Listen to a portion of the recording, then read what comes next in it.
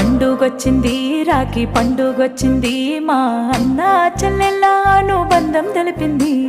గుర్తుకొస్తుంది గుండె ఉప్పొంగుతుంది మా పుట్టింటికి పదపదమంటూ పరుగులు తీసింది ఆశలకే రెక్కాలొచ్చి ఎగరాలంటుంది